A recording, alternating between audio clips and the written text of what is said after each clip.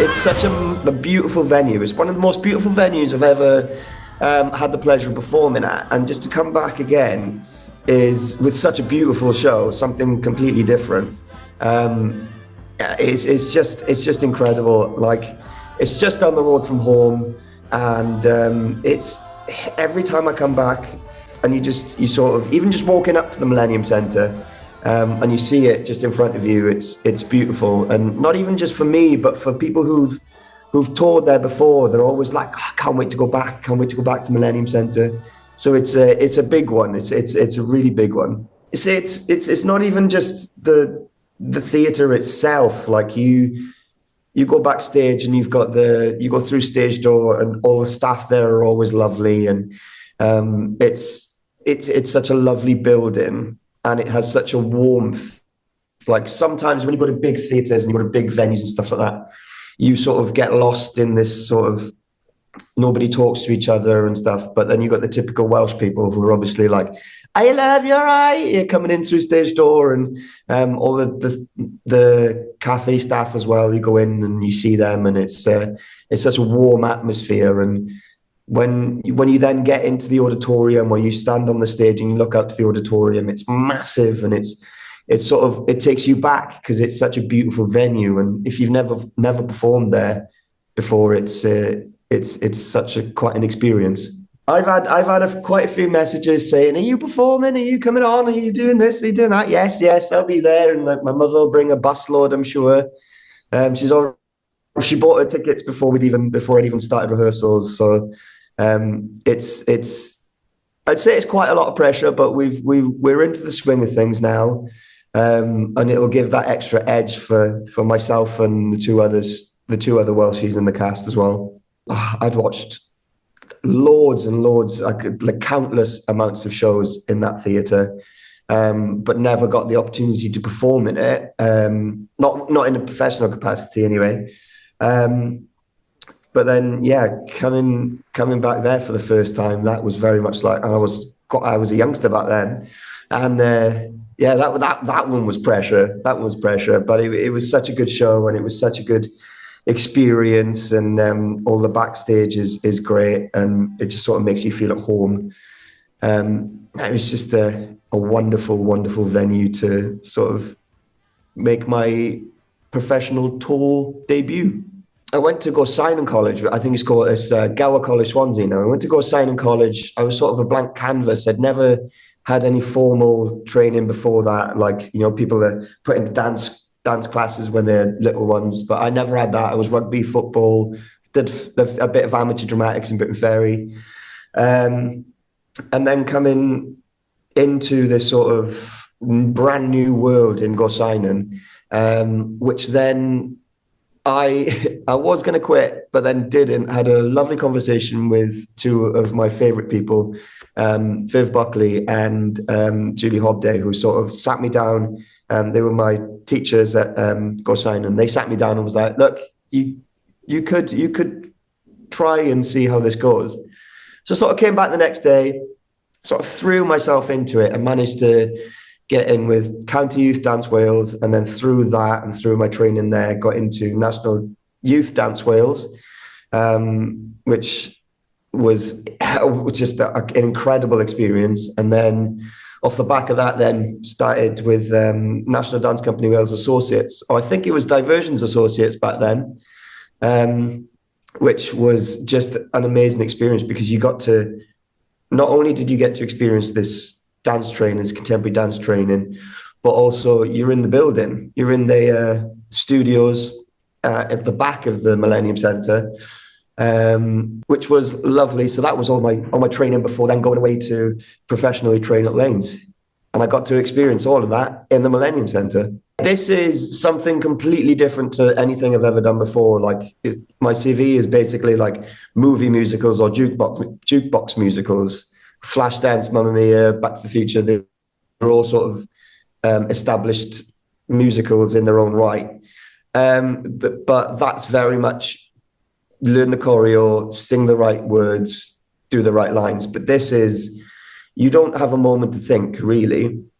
Like, as soon as you start on stage, you've got like this physical theatre-esque sort of sequence with the train sequence, and then it goes into your scenes. But there's no set in this production, so any set is made up of us, like holding props and stuff like that, like with the lights and with the trees at some points. But then also you do still have the choreography. You do still have this sort of musical theatre-esque, or like play with music sort of vibe about it. But also this is the first time I've ever worked with actor musicians, and they play all the music live on stage. There's no click tracks in this. There's no outside sort of instruments being played. It's all played live. We've got the piano, we've got the cello, we've got like violin, like lots and lots of different instruments. So experiencing that for the first time, sort of dancing these musical numbers, and you don't have somebody pressing a button to make it all start. It's just all around you, and it just brings a whole different vibe to it. And it gets you going because you've got it there, like around you.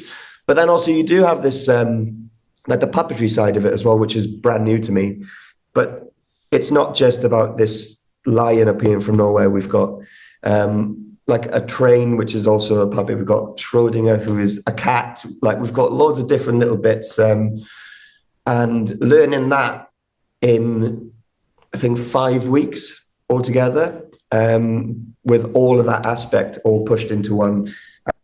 Actor musicians coming in and all in one room together, learning it all together, was a lot, and it was a challenge. But we've got such a supportive cast and company that it sort of just happened in the best possible sense. So that was, yeah, it was a great experience, and now we're up and running, and it's going quite smoothly. Like the show is still running, which is great, and then which is in a lovely position to be when you're about to embark on a 1-year tour.